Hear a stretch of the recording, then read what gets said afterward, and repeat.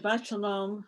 Shabbat Shalom, everyone. Thank you, Rabbi Mark, for providing this sacred space at this very important and crucial time in our world and in this country, and a space for me to convey a reflection upon the yahrzeit of my beloved mother, Frida Markowitz.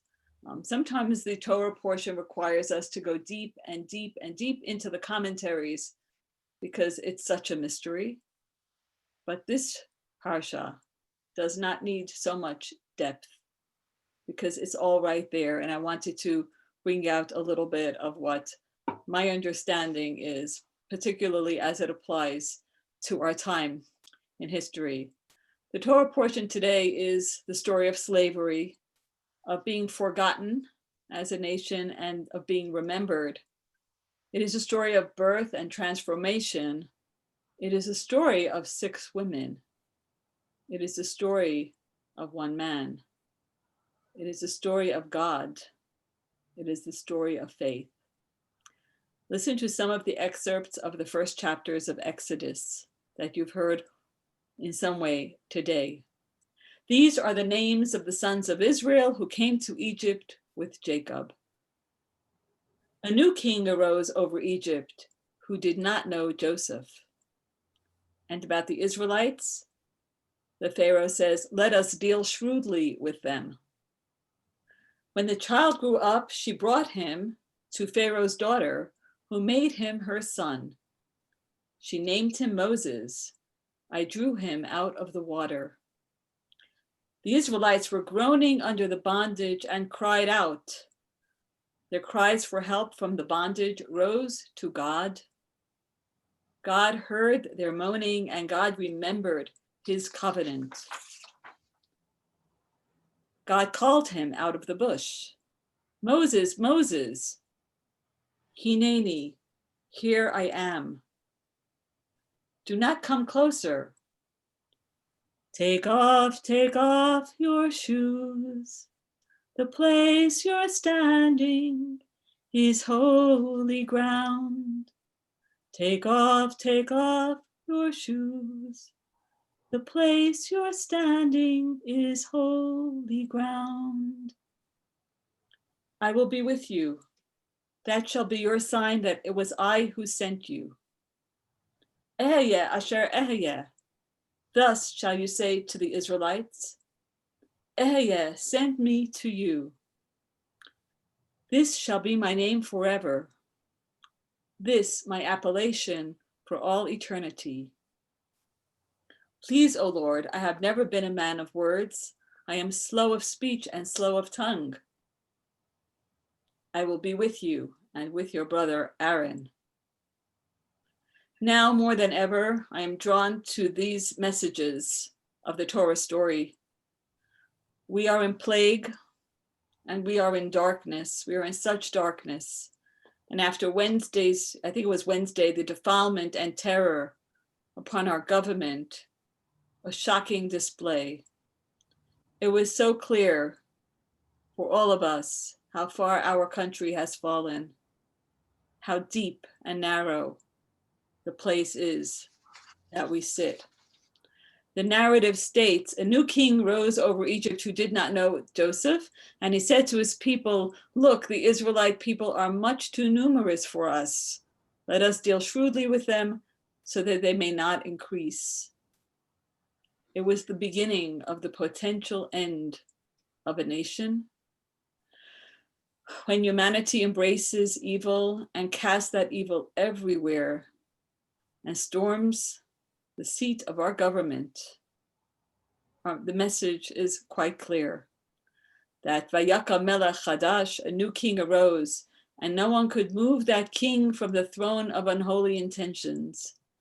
A leader who saw greed, who murdered.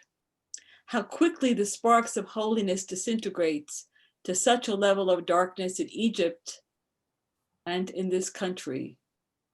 And the United States was attacked. It represented a darkness like the choshech of the 9th plague. And we are shaken to our core. Some people are not strangers to national turmoil. and recognize intuitively when we are at the precipice of unfathomable depths of evil.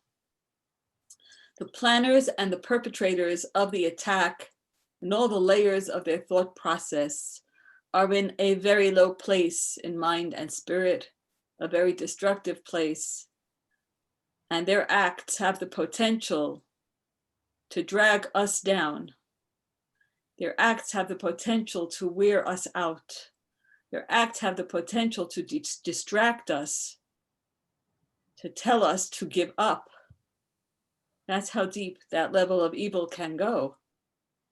But then I say to myself over and over again these past few days, no, wait, don't be distracted. Hold on to what we know. Hold on to ourselves. Hold on to our teachings. Hold on to our history. Hold on to our hopes and our dreams. Identify our feelings, as Rabbi Mark has so effectively done today, and through the past few days, vigils were held that effectively helped us hold on to what we know of ourselves to be true, justice and honesty, and cleave to what our souls yearn, express ourselves, and cling to the holiness, cling to the courage and the hope. Lift us from this narrow strait. We turn to sacred texts. We turn to our personal sacred stories, where we find the strength to be human. And there is a melody that I hold dear to my heart, which means, why did the soul descend from a high roof to a deep pit? And what is the answer? What is the solution? That every descent, we take that and we make an ascent from it. We lift ourselves up. Mipnei ma yorda nishama lamata. Why did the soul descend? Yerida tzorech aliyah. The descent will demand an ascent. Mipnei ma yorda nishama lamata. Mipnei ma yorda nishama lamata. Yerida tzorech aliyah. Yorda neshama lemata. Yerida tzorech aliyah. Yorda neshama lemata. Every morning we say a blessing. Baruch atah Hashem Elokeinu melech haolam she'asani b'talmo. We express gratitude that we are created in God's image. And that comes with an awesome responsibility. We're sacred vessels, in a way, to bring goodness into the world with small acts, with great acts, or just to be aware of what needs to be done sometimes. And then the capacity to transform the evil that we have witnessed this week into holiness. And the women of Exodus did exactly that, extended their hand to escort Moses through danger into adulthood and leadership, from his mother Yocheved, his sister Miriam, the midwives Shifra and Puah, Pharaoh's daughter Batya, and Moses' wife Zipporah. Through their outstretched arms, they became examples of sacred vessels, raising the level of holiness. Rabbi Jonathan Sachs, who died this year, prepared a full year of essays that are being released one by one, and he writes about these 6 women. He says that they were heroines, courageous, and without whom there would not have been a Moses. He writes that they were leaders because they refused to be intimidated by power or defeated by circumstance. They were the real heroes of the Exodus and a source of inspiration today. Thank you, Rabbi Sachs, for those words. There are many commentaries about the presence of these women in Moses' development. All were enablers for the purpose of elevating an enslaved nation to its highest level of civil and moral consciousness, finding faith, accepting the path of Torah, accepting a journey. Each of these women raised Israel from despair to holiness. And what is the merit of holiness? What is the merit of Kedusha? We learn that a minute portion and particle of Moshe's great goodness and light, illumines the community of Israel in each generation. As it is stated in Tikkunim, that an emanation from him, from Moshe, is present in every generation to illumine them. So acts of holiness, whether great or small, extends throughout the world and extends throughout the generations. We can talk about the narrow straits, we name the struggles, we name the fears and the journey, and then we look for uplifting, we look for sacred, we look for who we know and what we know to be that which tells us there is a future, there is a destiny. Every descent demands an ascension. Esa ene el haharim, I lift my eyes to the mountains.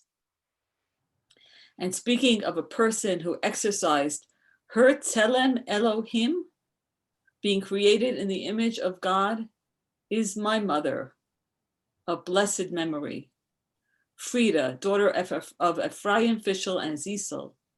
The image she leaned on was that of being free and exercising free will and direction.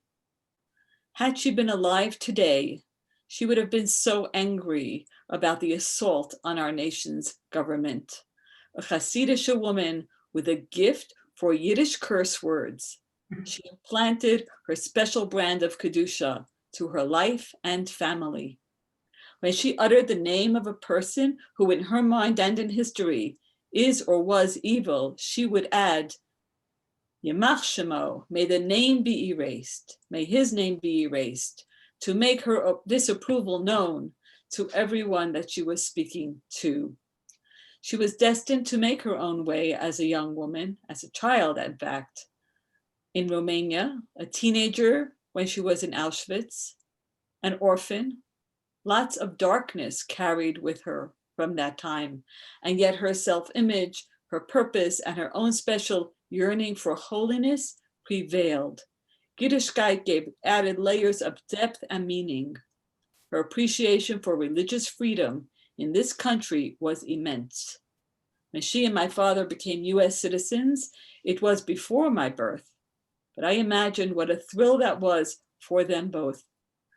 Frida found a way to lift herself up from the lowly places where evil had prevailed upon her in her early life to a very high and holy place. She had 6 daughters and 2 sons. Many generations flow from her, and we carry her spirit with us in our family. May her neshama be blessed with an aliyah. Amen v'amen. And now to share with you a version of the theme song of the film Exodus is the song Exodus, rewritten a little bit by more modern lyricists, written by Ernest Gold. And with this, for us to think for ourselves in our own words and thoughts, the meaning for what a land is for us and where our sacred space is. This land is ours, this land for you and me, this great and glorious land I see. And when the morning sun reveals her hills and plains, I dream of a place where children can run free. So take my hand and walk this land with me, and walk from sea to shining sea. Though I am just a man or woman or person, when you are by my side, mine, I know I can be strong to take this land and make this land a home.